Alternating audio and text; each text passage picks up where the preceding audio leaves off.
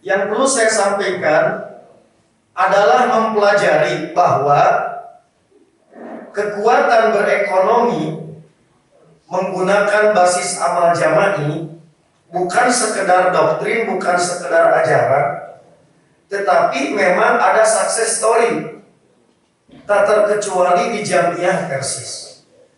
Saya mau nanya, Persis jelang 100 tahun. Mungkin tidak perjalanan Persis memakai ongkos bahan bakar dakwah. Mustahil. Apakah perjalanan Persis mau 100 tahun tidak menggunakan infrastruktur? Perangkat kerja pasti menggunakan. Kalau saya nanya, di zaman Hasan saya bidang ekonomi. Saya kan bendahara apa ya besar? Pernah bacakah LPJ? Ada Bu EMJ zaman Hasan? Tidak ada. Tapi 100 tahun berarti jalan. Nah, saprak ayah bidang ekonomi jadi goreng. Kapan baheula meueuh bidang ekonomi tapi fungsi-fungsi entrepreneur jalan. Fungsi-fungsi ekonominya jalan tanpa harus diketahui bigger ekonominya. Di mana zaman Hasan ayah corner, ayah sudut pulsa, ayah sudut tadi air kemasan, pakai merek Persis, tapi fungsi-fungsinya berjalan sampai bisa melampaui berbagai zaman menjelang 100 tahun. Berarti aktivitas ekonomi itu jalan.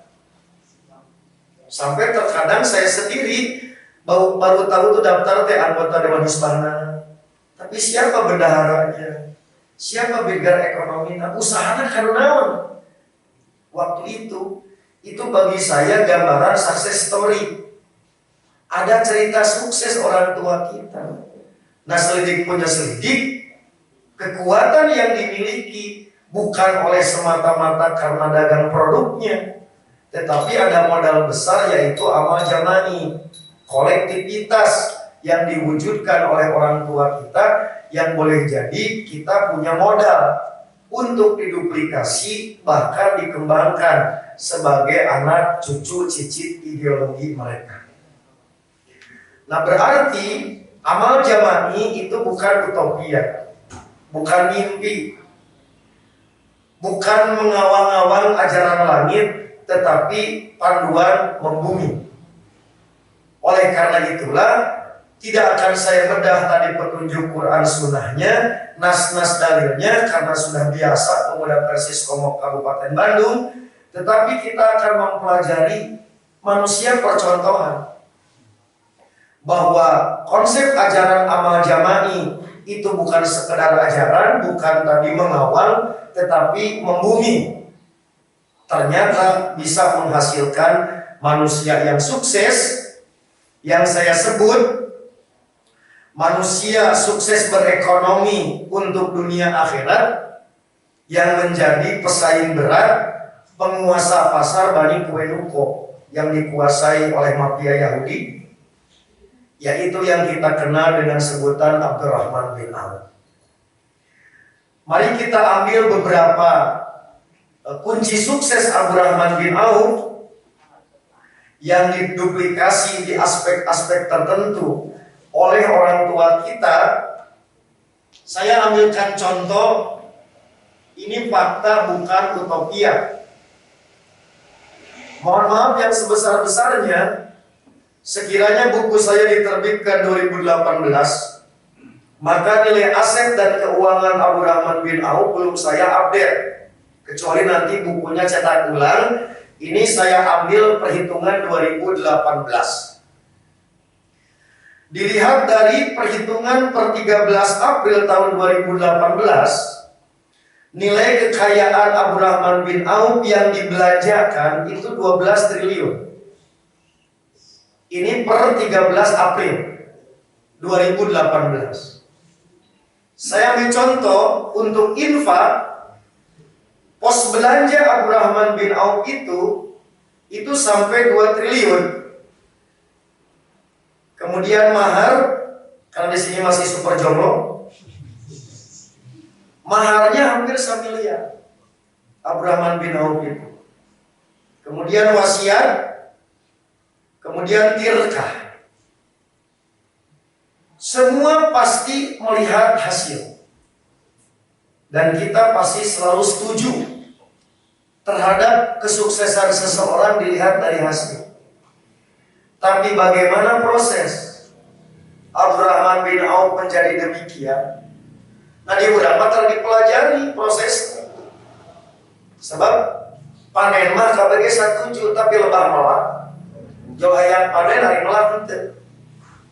Ini diantara contoh manusia yang tidak utopia. Ternyata satu di antara adalah amal jamani. Kita melihat sosok seseorang, padahal di balik kesuksesan banyak saham pihak lain. Ada tangan yang tidak teraba, kalau bahasa Pak Pendra itu ada impossible hand. Ada tangan-tangan yang tidak terlihat yang menopang kesuksesan seseorang. Tak urang mah ditinggali sieuna unggul, tetapi ada apa di belakangnya urang mah jarang yang mempelajari.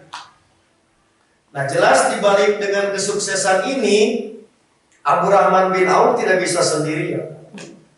Banyak saham orang lain, banyak pihak yang ikut terlibat, yang menjadi pemicu, pemacu, dan faktor kesuksesan. Oke, orang mau nanya nih, kira-kira yang 12 triliun tina modal sabaraha sok Abdurrahman bin Auf? Halo, mesti pajarkeun urang pangsan sangat. Urang mengaji wae bisa diinfokus, bisa dibararati. Abdurrahman bin Auf mah hayang 12 triliun can tentu boga batik siga urang. Urang mah enak peperian teh hasil sukses atau batik-batik. Baik kalau sambil jadi sesel. Beja-beja. Nah, ini sekali lagi sebagai gambaran pentingnya amal jamani, karena di balik kesuksesan seorang sahabat di dalam mewujudkan dalam konteks dunia akhirat itu tak lepas dari faktor kesuksesan yang menunjang.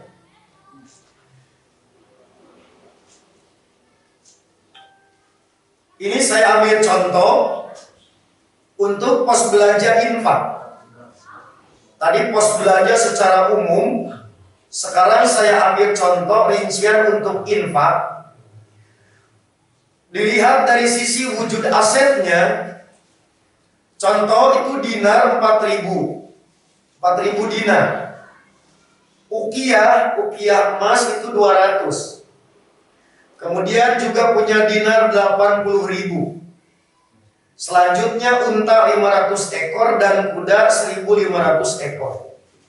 Saya konversi dinar per 13 April 2018. Kemudian unta dan kuda, 1 ekor kuda rata-rata 1,5 miliar harganya. Sanes kuda anu biasa di Palembang. Harus di Banjaran kuda. Nah, ini diambil dari sekali lagi perhitungan contoh untuk 1 dinar per 13 April karena itu kan emas kan wajib. Itu sama dengan 4,25 gram emas harga waktu itu berdasarkan harga Antam, yaitu per gramnya 659.000 dikali 4.000 dinar. Ini sekali lagi perhitungannya per April 2018. Ini infak yang dikeluarkan, sekali lagi yang terhitung. Sementara untuk pos belanja wasiat, wujud hartanya yaitu kuda senilai 1 triliun, kemudian pertanian berupa kebun, dan juga wasiat dinar. Semuanya agar diinfakkan untuk jihad fisabilillah. Kemudian untuk veteran perang Badar, alumni pemuda basis harus ada jaminan, karena setelah alumni mau kemana. Kemudian juga nanti berwasiat itu agar ibu negara setelah ditinggal oleh Nabi ada semacam jaminan sosial yang terukur. Maka di kebunnya dijual itu senilai 400.000 dinar. Belum lagi 1.000 ekor untuk pasukan Kapronijia. Jadi masih investasi ukhrawi untuk Jamiyah itu 1.000 ekor kuda yang harganya rata-rata 1,5 miliar per ekor. Sekali lagi, ningali nominasi gantinya sanu tekabita. Terakhir, ini untuk tilkah. Setelah diinfakkan, setelah tadi dipotong oleh wasiat, hartanya masih tertinggal untuk warisan, yaitu dinar 3.200.000, unta 1.000 ekor, kuda 100 ekor, kambing 300 ekor. Ieu teh sesa setelah dibelanjakan. Oke? Nah, catatan ini yang perlu saya sampaikan.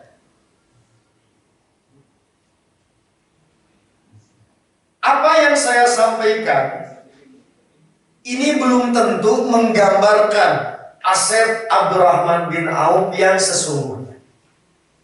Karena yang sesungguhnya boleh jadi jauh lebih besar dari jumlah ini. Mengingat data yang kami analisa, yang kami kemukakan itu yang di atas permukaan.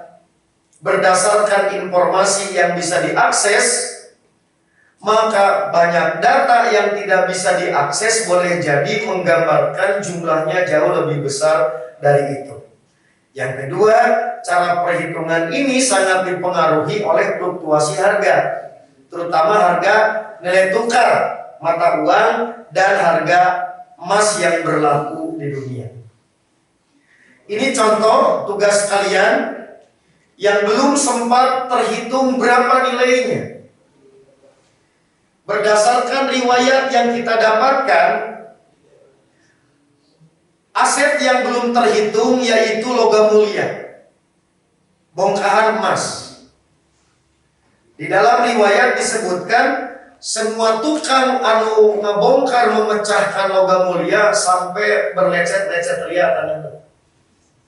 TCD kumaha bongkahan. Itu yang belum saya hitung. Kemudian bongkahan perak.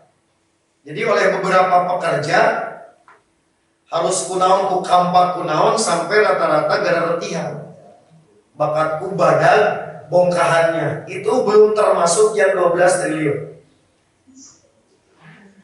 Kemudian fix aset ada yang berupa rumah. Kemudian ada gedung pengadilan. Jadi pengadilan pernah nebeng. Jamiyah pernah nginjem. Yang disebut dengan Darul Qodok. Tempat ini adalah milik pribadi Abdurrahman bin Auf yang dipinjamkan ke Jamiyah. Jadi negara nginjem ke aset pribadi untuk pengadilan. Nah, tempat ini Darul Qodok ini dipakai sebagai tempat musyawarah tim formatur suksesi kepemimpinan dari Umar ke Utsman. Tempatnya di sini, di Aula PD Kabupaten. Itu belum dihitung berapa nilainya, belum saya dapatkan ukuran pasti. Kemudian Baitul Mal, BMT pinjem asetnya milik pribadi. Baitul Mal kas negara. Jadi kas negara nebeng karena aset pribadi. Kemudian Darul Kubro ini rumah singgah bersama yang dibangun untuk kaum muhajirin yang hijrah dari Mekah ke Madinah, tak ada wisma, maka ditampung di Darul Kubro. Kemudian juga untuk tamu-tamu penting, perwakilan negara ketika berkunjung mau di mana ditampungnya, maka ditampung di Darul Daifah. Itu juga milik pribadi Abdurrahman bin Auf yang dipinjamkan ke Jamiyah. Jadi negara Islam itu nggak punya apa-apa, lebih kepada kepemilikan aset personalnya. Ada yang disumbangkan, ada yang diinfakkan, ada yang nanti manihah. Manihah ini asetnya milik pribadi tapi manfaatnya untuk Jamiyah. hak guna pakai bahasa orang lain. Jadi negara pinjam ke personal. Nah kemudian yang belum kami hitung yaitu lahan pertanian. Ini lahannya, tanahnya.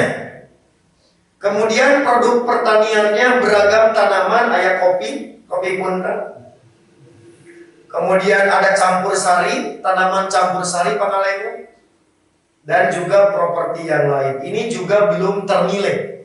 Tidak masuk perhitungan 12 triliun tadi. Terakhir, karena sudah jam 1. Nah selain aset yang belum bisa dihitung yaitu cash tunai yang disalurkan untuk Qardul Hasan, yaitu pinjaman lunak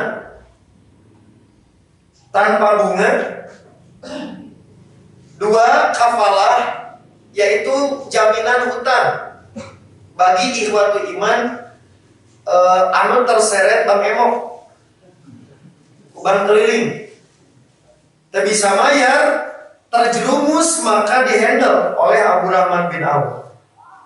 Kemudian hibah, kemudian pembebasan hamba sahaya atau paku rokobah, dan amal mulia lainnya. Saya sengaja kenapa membicarakan dulu angka, sebab ku angka mah narunutan. Kita dicalain hal gitu. Rada non, peka gitu rada non.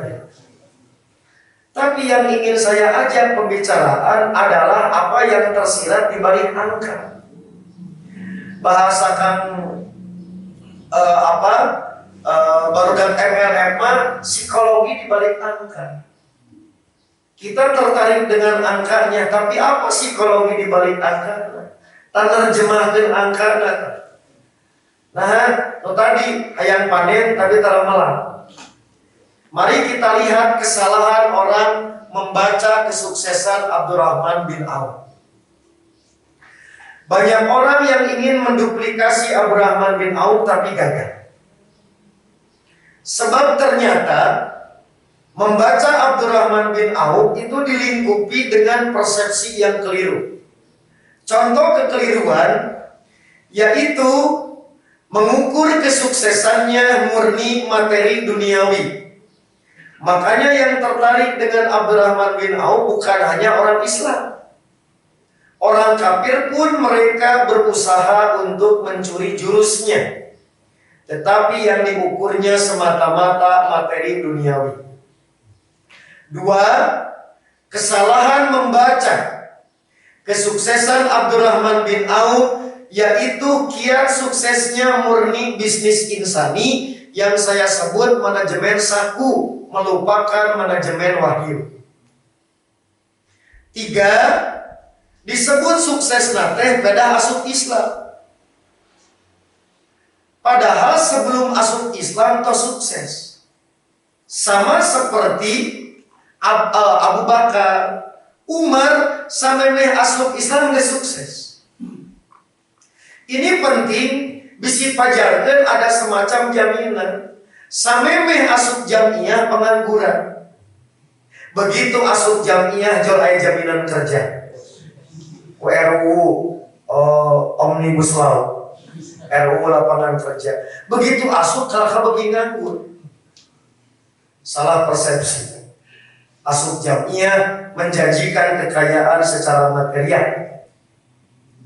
Begitu asup jamiah, nu asalna bisnisnya sukses, labana tadi 30%, dicokotan wae. Bakal balanya ke jamiah.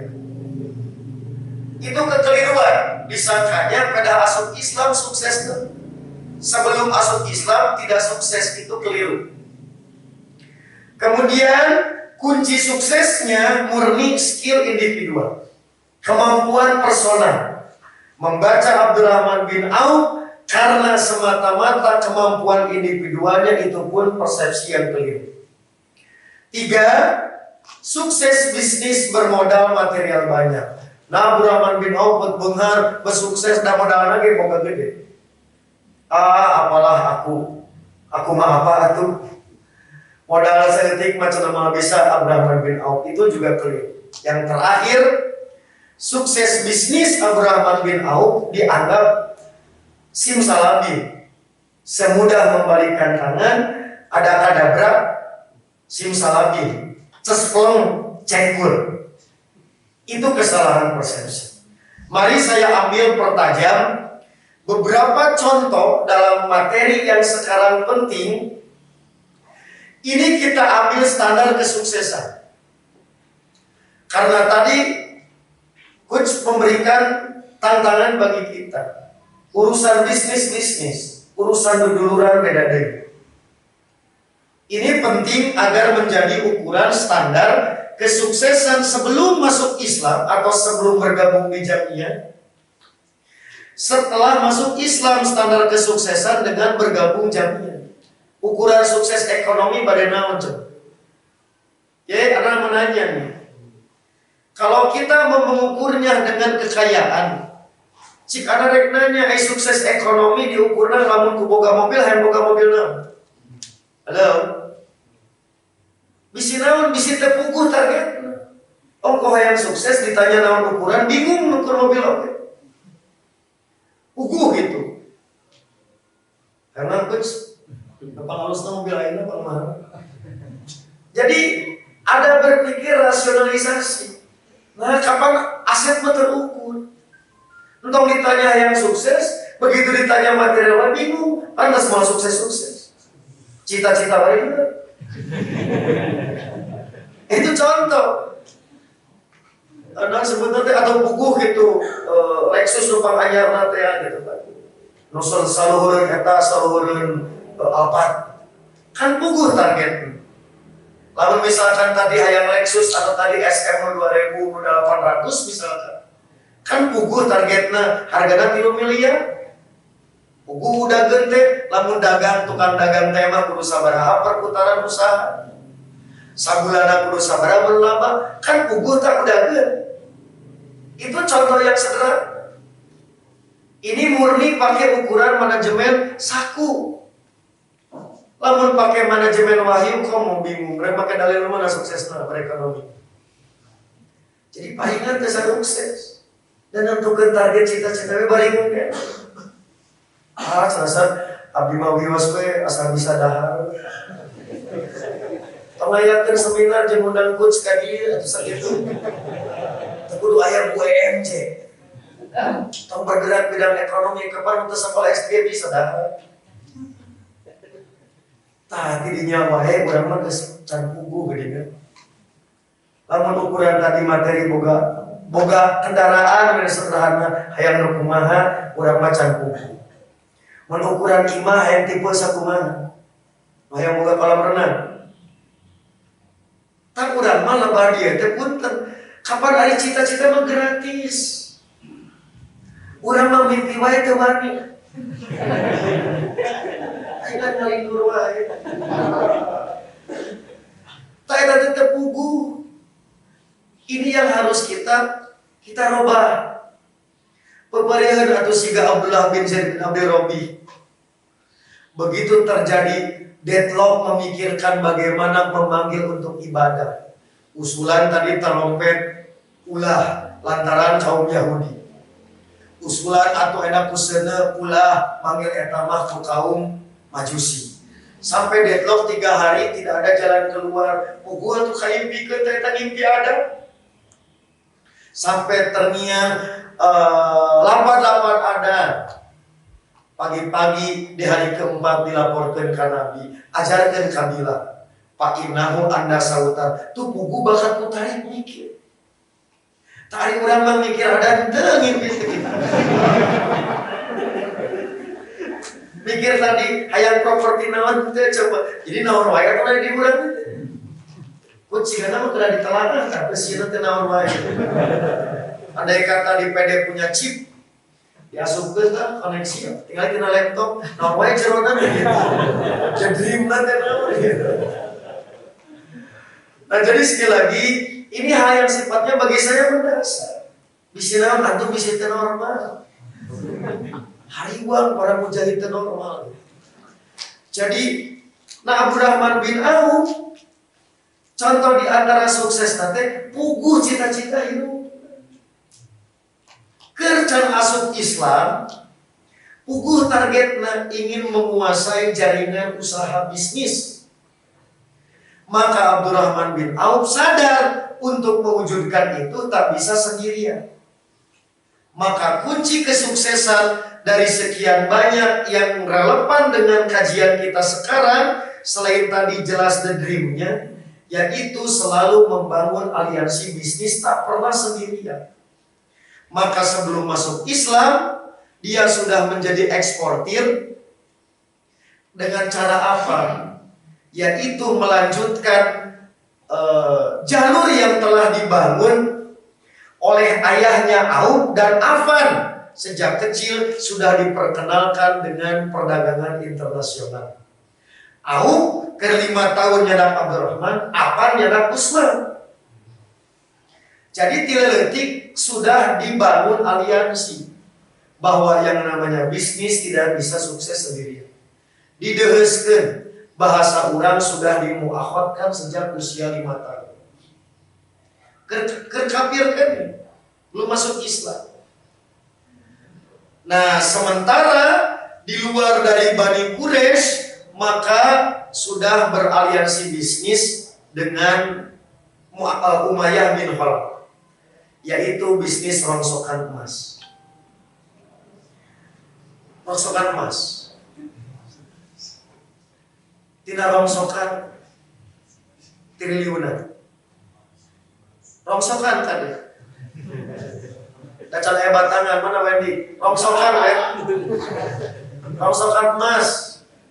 Abdurrahman bin Auf itu membangun amal jama'i dengan sesama orang kafir Umayyah bin Khalaf. Jadi sebelum masuk Islam, amal jama'inya sudah dilakukan. Jadi tidak ada seorang yang sukses karena individual, karena mengandalkan skill personal, tetapi sudah melakukan amal jama'i, aliansi bisnis.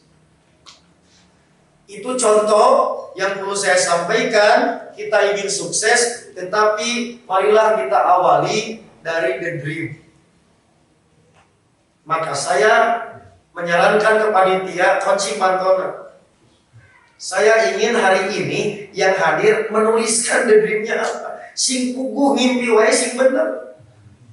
Imang ngimpi namanya can bener. Rek sukses kumaha. Siapkan white kertas panitia.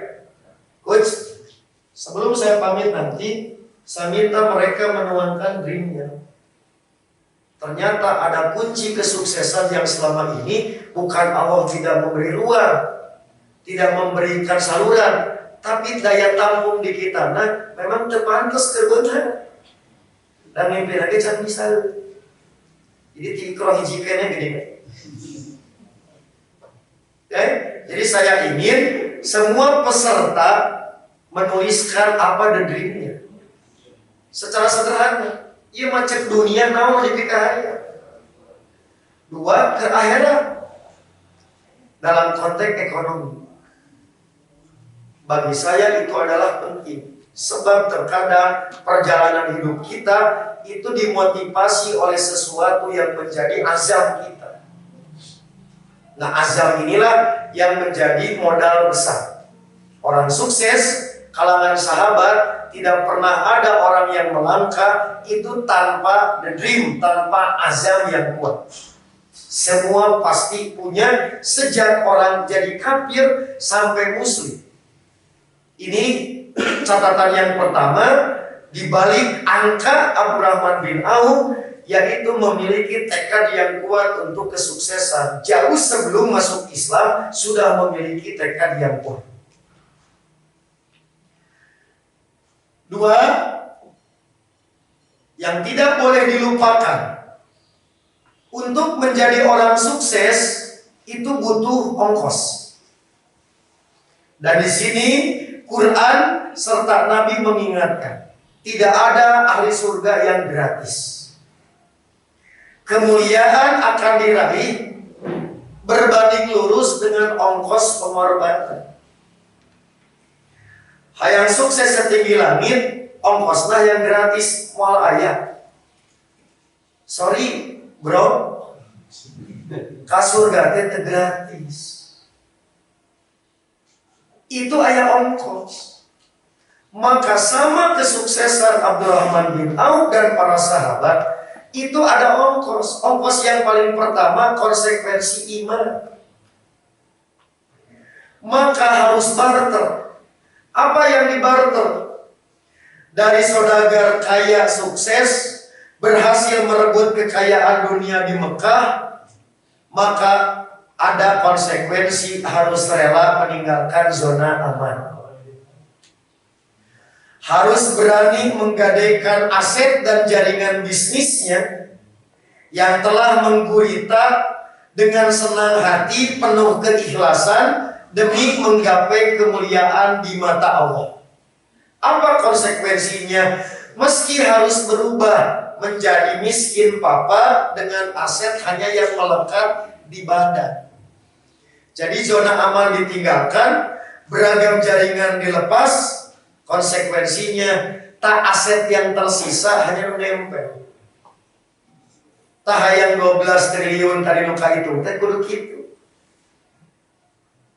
Pernah mengalami baju tinggal kaosan sangunggu untuk sebuah idealisme, untuk sebuah kesuksesan, can ngalaman sangsara atau hayang beunghar.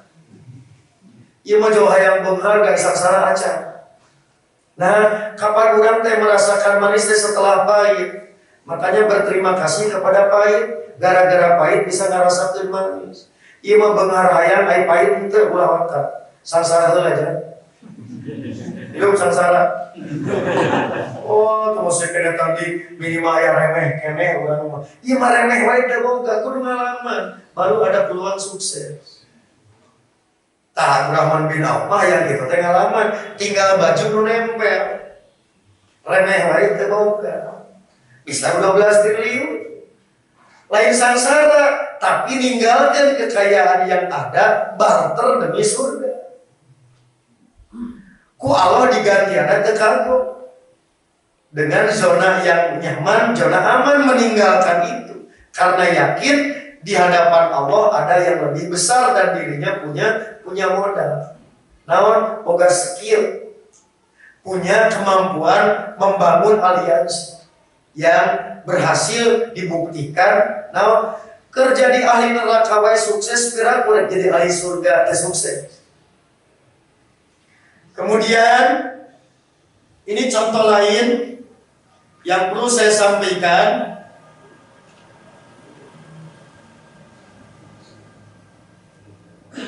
Abdurrahman sangat menyadari bahwa kekayaan hasil bisnis yang diraihnya bukanlah sarana memperkaya diri, melainkan untuk mengibarkan panji Islam dan meninggikan kejayaannya. Jadi lamun orang berekonomi sing lebih semangat sukses karena ada nilai di balik kesuksesan, yaitu investasi untuk kejayaan Islam. Dalam konteks jamiah, di balik kesuksesan harus ada pos untuk nyuplai untuk bahan bakar dakwah jamiah. Lamun ayeuna urang laba mami sekian persen, tak kudu aya di dinya ke Islam. Sekian persen ke untuk jamiah. Ari kitu mah tina zakat keneh can beunghar. Nah, kapan zakat mah batur? Zakat mah daki.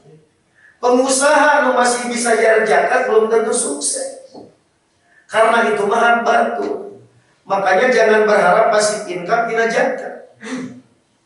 Zakat memenang pahala sekali bayar.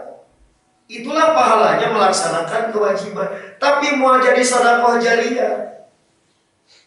Ieu mah zakat gede, ari menang hayang pasif income mah bisa. Itu mah hak orang lain. Aldakiu. Jadi lamun masih kena baru bisa zakat, can sukses. Karena bukan milik kita. Lamun geus bisa infak, teka sukses. Karena itulah yang akan jadi pasif income. Maka saya pecut, Anda yang baru bisa zakat tijarah belum sukses. Itu mah baru setengah perjalanan karena itu hak orang lain. Daki yang harus dibuat. Makanya yang kedua, jika Anda berzakat tijaroh, tong melak cangkeng nganuhunkeun ka PZU. Da kuduna mah PZU jeung mustahil teh bari melak cangkeng rek zakat moal sia. Kudu nganuhunkeun, mane dibersihan daki. Lamun teu mane gering, dakina numpuk. Ieu masa kampung mah bari mau wabab meureuh. Bari DP aya anjing galak tengok.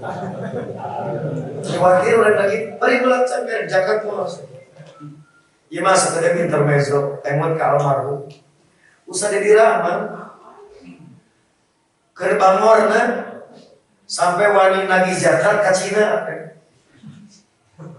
Tukang ban di Cibadak. Lamun ban hartok orang muslim geus ipis ka Cibadak ka tukang ban. Kok zakat sia moal gitu. Bayar zakat sama kalau bayar zakatnya, ya zakatna kuban opat gitu. Kalau BJB mau mulai streaming. Itu khusus lihat sukses di dalam. Jadi di papai toko Cibadak. Kok manis antara zakat sia dosa mana gitu. Terus cenah ieu ban opat, dibawa we opat. Itu mobilnya mesin power hartok kali. Tinggal di Cina we beda gitu. Sugan tadi ngambek teh geus apa tuh? Itulah yang dirahmani. Coba dia lebih kayak gitu. Jadi ini hal yang penting, ada wilayah-wilayah yang nilai pengorbanan. Sekali lagi, untuk sukses gak ada yang gratis. Masuk surga tidak ada yang free. Semua butuh biaya. Menjadi manusia sukses berbanding lurus dengan ongkos. Oke, antum yang menang seberapa laba? Yang triliunan, itu ongkosnya seberapa? Nggak bisa, harus ada pengorbanan berbanding lurus yang disebut dengan konsekuensi dalam konteks jihad maliyah, yaitu konsekuensi keimanan. Terakhir, inilah yang ingin saya sampaikan intinya dalam materi sekarang ini, yaitu satu di antara kunci kesuksesan Abdurrahman bin Auf yaitu peduli pada grand design Nabi. Di antara kebijakan Nabi yaitu taat imamah imaro. Abdurrahman bin Auf itu taat imamah imaro. Taat terhadap strategi dan desain yang Nabi tetapkan. Di antara yang Nabi buat strateginya itu adalah optimalisasi sumber daya insani berupa mu'akhwat. Potensi mental skill milik kaum muhajirin dengan aset produktif milik kaum ansor. Jadi muhajirin kekuatannya di mana? Di mental skillnya. Sementara ansor kemampuan di aset. Maka ku Nabi dimu'awatkan, disinergi amal jama'i dua kekuatan ini. Kenapa pasar Yahudi direbut? Karena dua modal disatukan, yaitu mental skill individual dan kekuatan aset yang dimiliki oleh Nabi didahulukan, dimu'awatkan. Itulah amal jama'i yang terbukti mengguncangkan Bani Qainuqa. Pasar Bani Qainuqa, kenapa disebut tadi nisbat pasarnya ke Yahudi? Karena semua produk komoditi yang dijual itu mayoritas dikuasai ku Yahudi, dari mulai fashion sampai sebelah. Benar itu. Jadi sebelah kuahe kuliner ku Yahudi.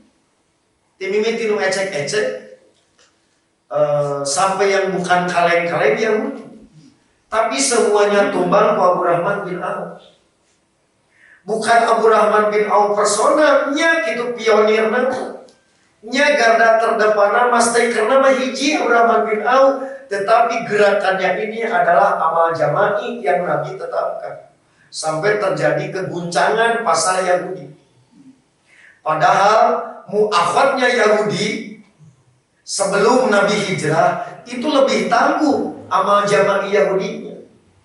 yang nanti ke depan saya terangkan sampai sekarang melahirkan 13 harimau. Diwakili oleh 2 Rockefeller dan Rothschild. Bersaing melawan 9 naga. No itu 13 harimau, iya 8 naga berapa renau? 12 kucing. Lihat, ini penutup. Mual aya di dunia orang yang sukses bisnis semata-mata untuk bisnis. 13 harimau bisnis sukses untuk ideologi. 9 harimau, 9 naga sukses lain ke dunia. Semuanya menjadikan dunia adalah wasilah untuk kesuksesan misi mereka. Jadi 13 harimau itu mujahid. Al-Ustadu. 9 naga itu para mujahid. Mereka semua sadar kekuatan bukan pada material fisikal, bukan pada uang, tetapi pada soliditas. Dibangunlah 13. 2 diibingkan 200 tahun menguasai persoalan ekonomi. Sekarang datang pesaing baru 9 naga. Ini kunci mereka. Terakhir, PR yang kedua ya tadi the dream constant. Anda ingin tahu mau hadir teh bukan mimpi teh. Yang kedua, Anda ingin tahu 10 orang terkaya di dunia. Mana yang tidak ada yang soleh? Semua adalah orang-orang religi. Semua orang-orang yang sadar Tuhan. Semua orang-orang yang punya nilai kepedulian sosial. Mereka orang-orang yang punya kecerdasan spiritual. Jadi semuanya punya misi untuk dakwah mereka. Urutan kehendak eta mah teu barokah. Jadi anu tadi bisnis keur murni bisnis garaga. Di urutan 100 eta. Saya pelajari 10 orang. Termasuk Warren Buffett, Bill Gates. Semuanya punya misi sosial dan misi keagamaan. Orang saroleh menurut mereka. Cek urang pinarakalun, manya pinarakalun gitu komo urang di surga. Kuduna leuwih kan. Nah jadi inilah sekali lagi antara standar kauni realita paridoh syariah bahwa amal jama'i itu adalah satu di antara kunci kesuksesan. Maka saya percaya kalian orang-orang hebat. Kalian orang-orang sukses. Kalian orang-orang yang bernilai secara individual. Tetapi apalah artinya? Sekedar batu bata yang berserakan. Kemudian semen setumpuk seberhasa. Begitu juga batu split. Tak terkecuali batu koral atau yang kita sebut besi beton sekiranya tidak diramu menjadi sebuah bangunan kokoh yang indah, megah, sedap dipandang mata dan tangguh menghadapi badai. Tentu itu tak mungkin tanpa ada kesadaran jama'i berbagai potensi. Jika tidak ada kesadaran ini, maka kesik bea hujan. Kunaon ku aliran sesat dicokot. Potensi semen ngabatu teas da kapanasan. Atau tadi besi beton ku tukang rongsok, maka tak akan menjadi bangunan. Berarti di sini dibutuhkan sang arsitek, dibutuhkan mandor. Maka semua menyadari akan fungsi dan peran, walaupun belum tentu hanya sekedar tukang aduk. Tapi nilai tukang aduk demikian tinggi karena tanpa perannya gak mungkin bangunan bisa berdiri kokoh. Begitu juga nusa kadar nilep-nilepkeun besi beton. Boleh jadi bukan siapa-siapa di mata masyarakat bumi, tetapi insya Allah mulia di masyarakat langit. Saya kira demikian. Salah satu di antara mudah-mudahan apa yang disampaikan semakin memicu dan memacu. Sekali lagi, bukan skill individual. Kalian sudah pada pintar. Kalian sudah pada mahir, sudah oke, sudah hebat.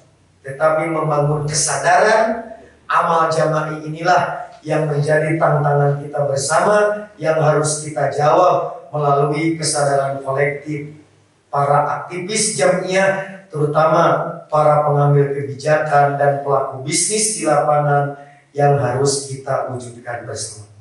Akhirnya, karena waktu jua yang memisahkan kita, saya kembalikan ke penguasa forum untuk kita atur bagaimana baiknya ada beberapa waktu untuk dialog atau tanya jawab sekiranya ada hal-hal yang perlu untuk disampaikan. Mudah-mudahan apa yang disampaikan menimpa ilmu yang bermanfaat dan mohon maaf atas segala kekurangan. Aqulu qouli hadza wa astaghfirullah li wa lakum.